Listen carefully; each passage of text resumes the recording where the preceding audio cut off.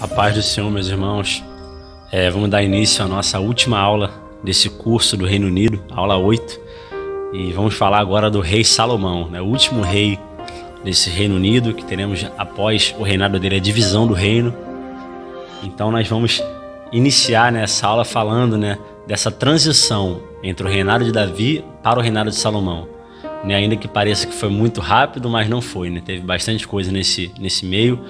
E teve um levante ali de um dos filhos de Davi, chamado Adonias, que vai se rebelar, vai tentar usurpar o trono do seu pai na frente de Salomão, vai tomar o trono de Davi na frente de Salomão, e a gente vai ver que isso não foi muito bem sucedido.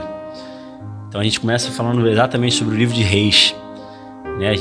O nosso objeto de estudo dessa aula é o primeiro livro de Reis, ali até o capítulo 11, final do capítulo 11, quando nós vamos tratar exatamente dessa história de Salomão, a sucessão do trono ali para as mãos de Salomão. E começamos a história falando já no início ali da velhice de Davi. Davi já estava velho, estava ali perto do seu leito de morte ali. Ele está sendo cuidado por uma sunamita, uma mulher chamada Abisag, que é considerada uma concubina de Davi, ainda que ela não tenha tido relações com ele. Ela é mais uma cuidadora de Davi do que propriamente sua esposa. E ela é uma mulher que vai ser muito importante futuramente ali nessa transição do reinado de Davi para Salomão. E esse filho de Davi, chamado Adonias, ele seria o sucessor do trono por uma linhagem natural, né? Uma vez que Amnon, primogênito, havia morrido, né? Sendo morto por Absalão. Quiliabe, que é mostrado poucas vezes na Bíblia, também chamado de Daniel em Crônicas, também já não existia mais, já tinha morrido. E Absalão, que tinha sido morto por Joabe, também já havia morrido.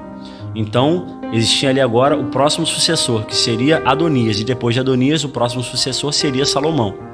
Mas, pela profecia e promessa do Senhor, Salomão assumiria esse trono, e não Adonias. Em nenhum momento é falado na Bíblia que Adonias seria o sucessor de Davi. Ele tenta usurpar o trono, sendo Davi ainda rei, reinando sobre Israel. E a promessa que havia sido feita a Natã, né, quando Davi adultera com Batseba, o recém-nascido deles dois morre, e após isso, Deus diz, né, para Natã que apareceria um sucessor de Davi a partir daquele relacionamento, né? Então o homem que assumiria o reinado seria um homem chamado Gedidias, o nome que Natã deu para esse filho de Davi, Batseba. E se o nome Davi significa amado, o nome Gedidias significa amado do Senhor. Ou seja, nada melhor para suceder o trono do que alguém escolhido e amado pelo Senhor. E esse Gedidias vai ser depois, né, mudado esse nome para Salomão, que significa um homem de paz. E de fato o reinado de Salomão foi o reinado de paz, não houve guerras no reinado de Salomão. Então Adonias, ele se auto-intitula rei, né? Ele vai até um local chamado Enrogel. Ele chama homens ali que eram até da confiança de Davi, que era o caso de Joabe, o sacerdote, sumo sacerdote Abiatar.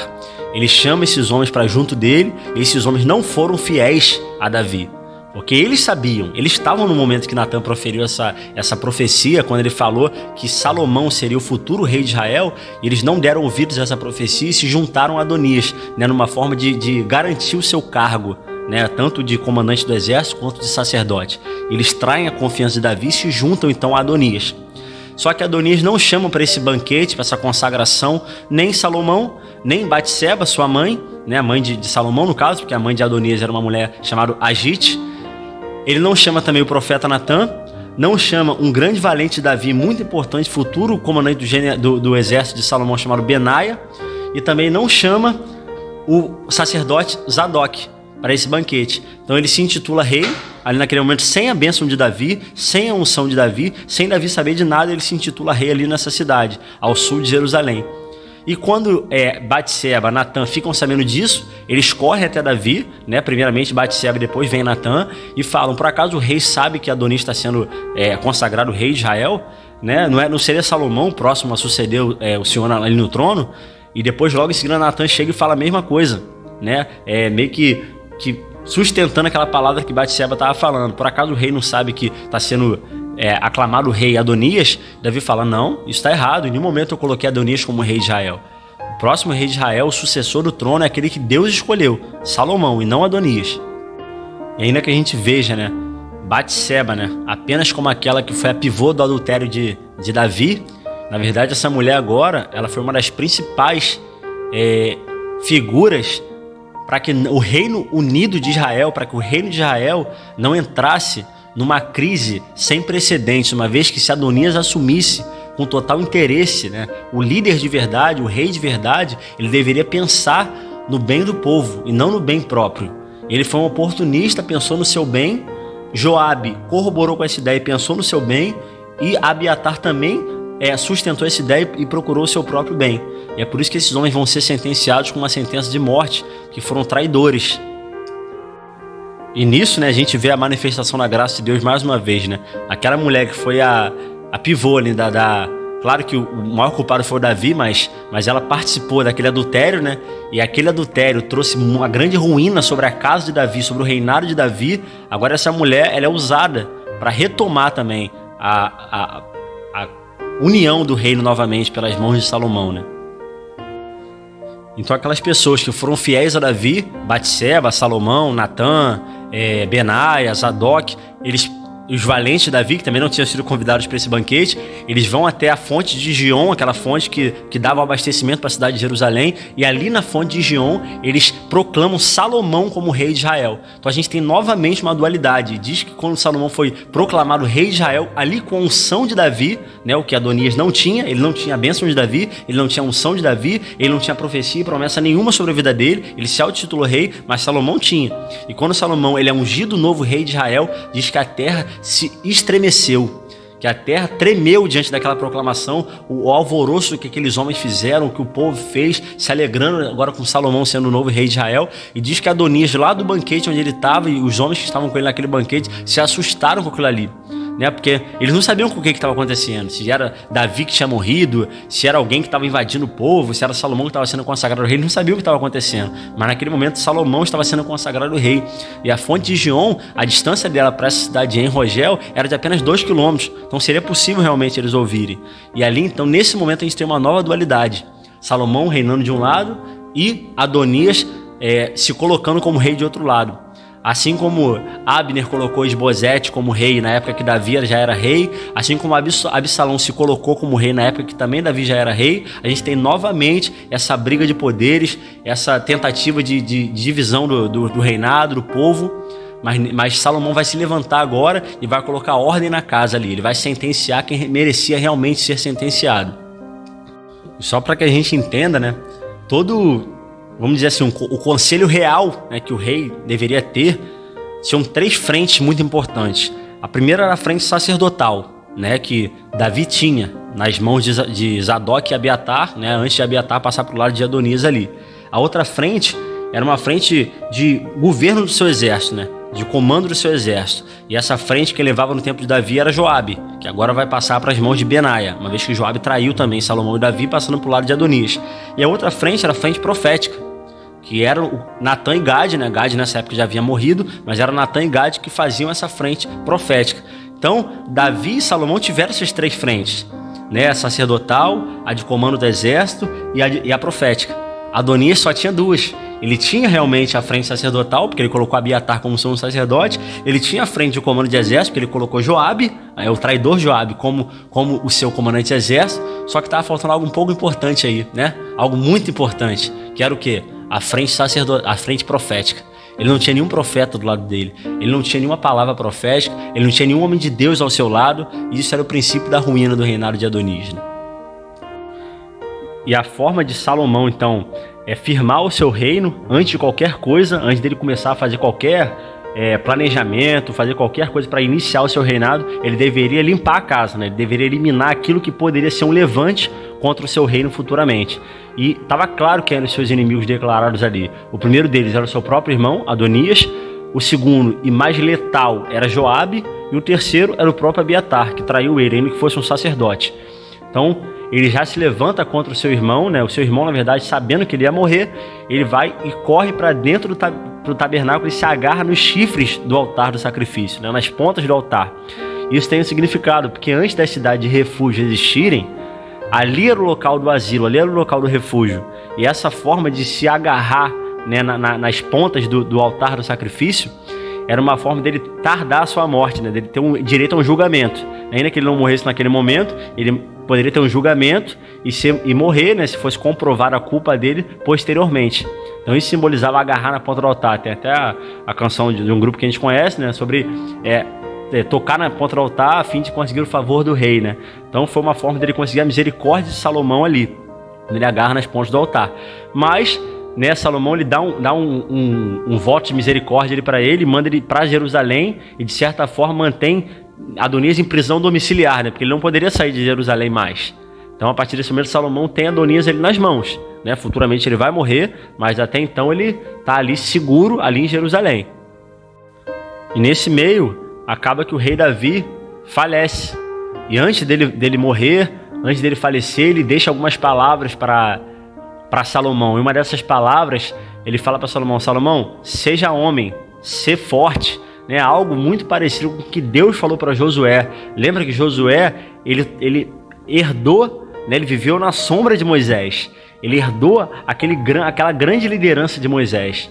Né? Se a gente pode dizer que Moisés foi um grande líder naquele tempo, foi um homem que passou o povo de Israel pelo Egito, pelo Mar Vermelho, peregrinou com o povo, por ele vieram as leis, veio o tabernáculo, olha quantas coisas Moisés fez. Da mesma forma, se não existiu lei sem Moisés, pode ter certeza, também não existiria um reino estabelecido sem Davi.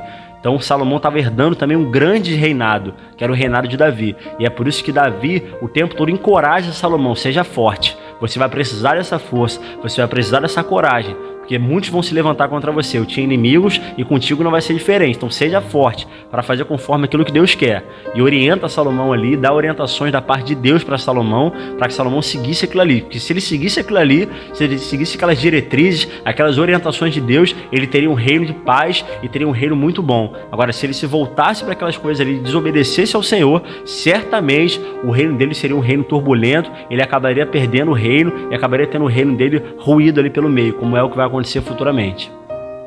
E a tarefa, né, de Salomão era tão importante, e a gente pode fazer um paralelo entre Moisés e Josué novamente, que o responsável por arquitetar todo o planejamento e as dimensões de tudo que aconteceria no tabernáculo foi o próprio Moisés, mas quem fixou o tabernáculo em Siló foi Josué.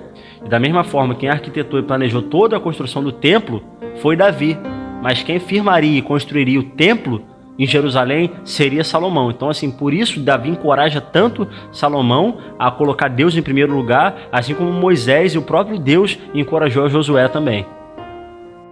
E então, Adonias ele vai até Batseba, né, mãe de Salomão, numa forma de achar um caminho mais fácil, e fala para a mãe de Salomão, né, para Batseba, fala: posso fazer um pedido? Ele fala: pode. Peça para o rei Salomão me dar Abisag como esposa. E lembrando que o rei sucessor, ele herdava também o harém do seu pai. E uma vez que Abisag era uma concubina de Davi, quem agora ela era sujeita, então agora quem? A Salomão. Então a Abisag fazia parte do harém de Salomão. E Adonias, querendo Abisag como esposa, o que ele queria com isso? Ele queria, de alguma forma, trazer o título de rei para ele, porque ele era o primogênito, teria uma das esposas do rei, e então ele poderia ser intitulado rei futuramente.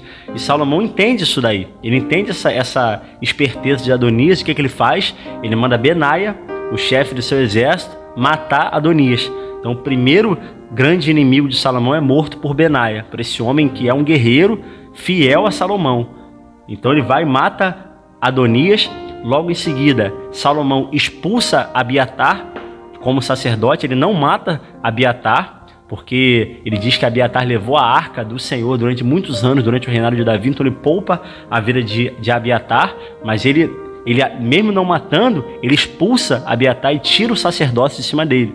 E cumpre-se então a profecia que foi dada a Eli, quando a casa dele não perderia o sacerdócio. E esse foi o último herdeiro do sacerdócio de Eli.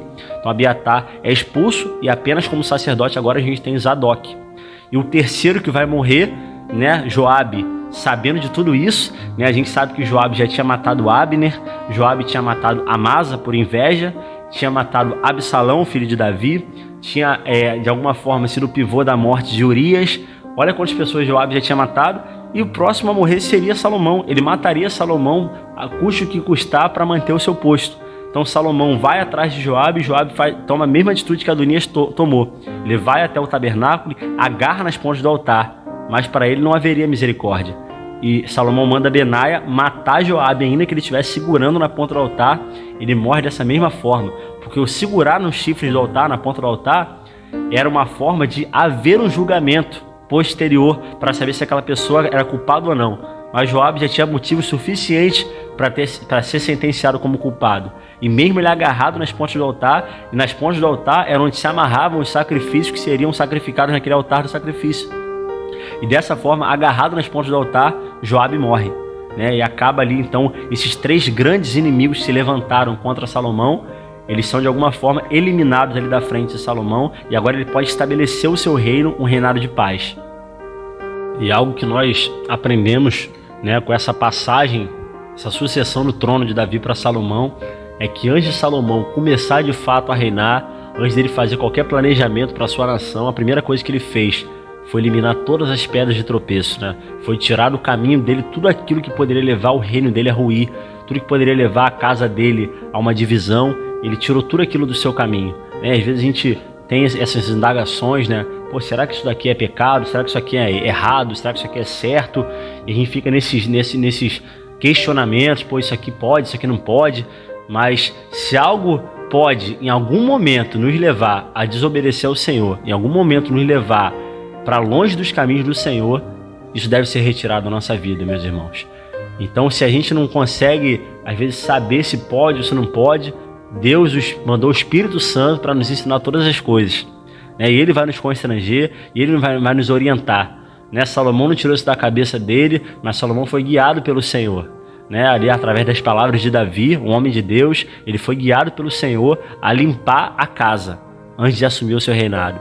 Ele tirou tudo aquilo que poderia gerar algum tipo de pecado para a vida dele, algum tipo de divisão no reino dele, para que ele pudesse ter um reino de paz, né? Então a paz não pode habitar com as trevas. A paz ela não pode habitar com o pecado. Ela só pode habitar após o pecado e as trevas saírem. Então que a gente possa realmente ter a nossa vida consagrada ao Senhor, santificada ao Senhor, de forma que nós tenhamos paz, né? Isso foi feito de modo justo. E a Bíblia fala isso, que o reino de Deus é justiça, paz e alegria do Espírito Santo. Quando somos homens justos, mediante a justiça do Senhor, nós somos homens que temos paz. Se nós temos paz, a alegria do Espírito Santo nos invade também. Então que Deus possa nos abençoar nessa primeira parte, meus irmãos, e até a próxima aula.